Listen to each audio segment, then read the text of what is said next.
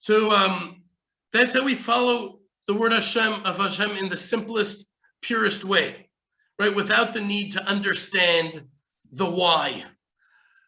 And that brings us back to one of the highest points in Jewish history, one of the closest moments that we as a nation have to Hashem. And it's in this week's Torah portion, right towards the end. Think about it. What is that moment? It's in chapter 24, verse 7. Vayikach sefer habrit vayikra bo oznei ha'am vayomru kol asher diber Hashem na'aseh v'nishma. He took the book of the covenant and he read it in the earshot of the people, and they said, everything that Hashem has said, we will do and we will obey. Before having any idea what the commandments were or having any understanding of them, we declared we will do them and we will obey them. And why is that so beautiful? Because it is the ultimate demonstration of trust. I remember a teaching from the sages that I remember it clearly, although I don't think I've encountered it since I was a boy, that before the giving of the Torah to the nation of Israel, Hashem offered it to everyone else. Have you heard this? I just remember the visual in my head of different countries and different nations, and the French and the Italians, and they all had their turn up where they went up to Mount Sinai. This is how I visualized it. And each nation had a problem with a different commandment, right? Thou shalt not steal. And they said, come on, not steal, that's our thing, right? We love to steal. It's in our culture. We're good at it, and that's how we get by. I can actually think of cultures I've encountered where that really is the case. I envisioned them, but I don't want to go there. Or thou shalt not kill. Like, they're like, really? Not even a little murder here and there? That doesn't seem right. Everybody has something that they refused to abide by. But the nation of Israel said, Na'aseh v'nishma.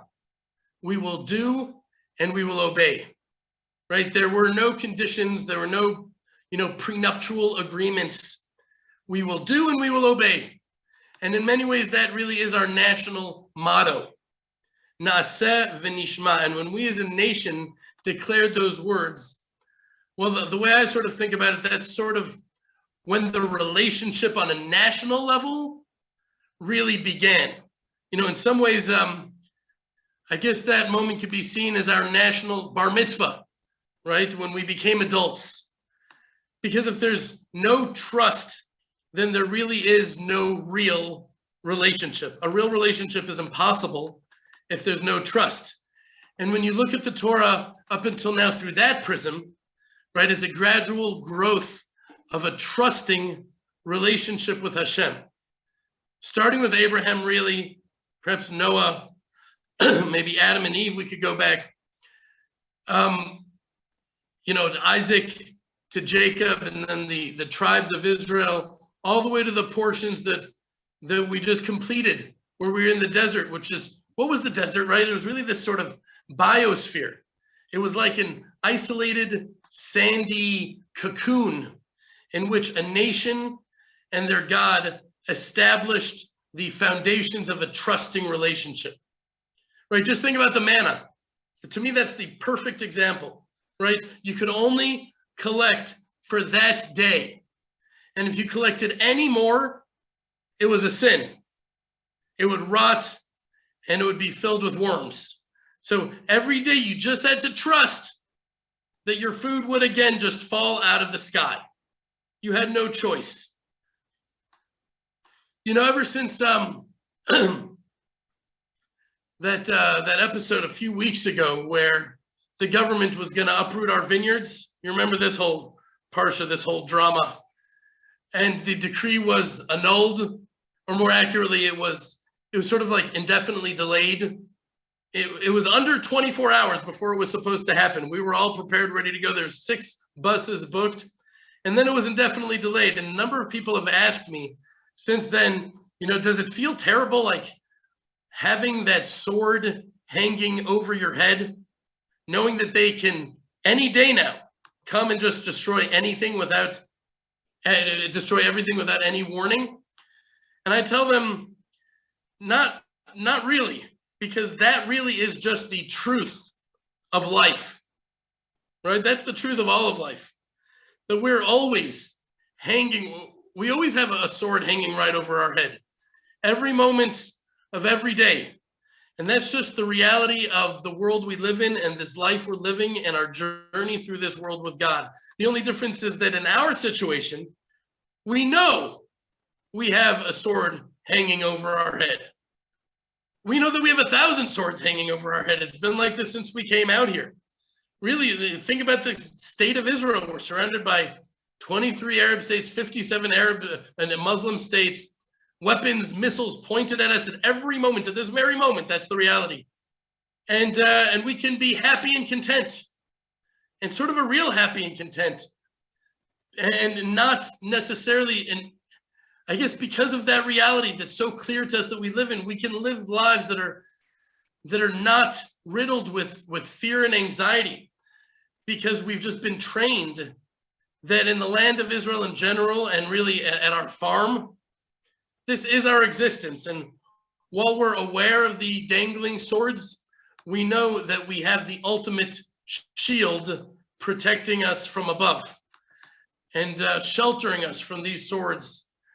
Tachat kanfei hashchina, right under the wings of the Shekhinah, the impenetrable wings that are protecting us of Hashem.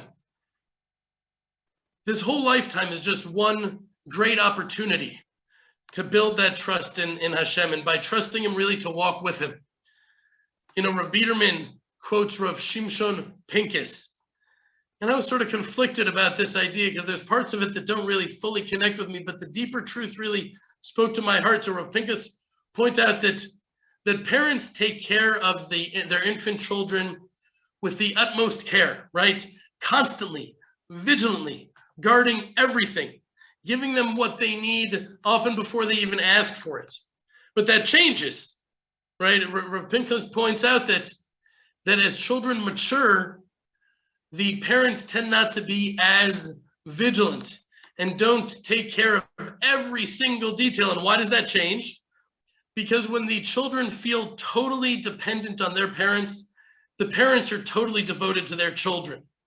But when children start believing that they can really handle things themselves, parents feel less obligated to care for their every need with the same vigilance, right? It makes sense. So Rav Pincus explains that this is the same regarding our relationship with Hashem. Just understand this from this specific facet that he's explaining it. He says, if we feel totally in need of Hashem's help and recognize that we are constantly, totally helpless without Him, then His orchestration over our lives and His vigilance over helping us and protecting us is more intense than if we think that we can really manage this whole thing on our own. Because when we believe we can manage it on our own, then maybe to some degree He interacts with us in that way as well. So in the book of Tehillim, just building on this, King David says in chapter 131, verse 2, I swear that I imagine myself like a suckling child who was fed by his mother. This highlight was taken from the Land of Israel Fellowship. Every week, hundreds of families from literally around the world come together on our live Zoom sessions to strengthen each other, to inspire each other, and to learn Torah from the Land of Israel, in which we connect the dots between the Bible, the Hebrew language, and the confusing events of our times. Go to www.thelandofisrael.com/fellowship or click on the link below to join. Thank you.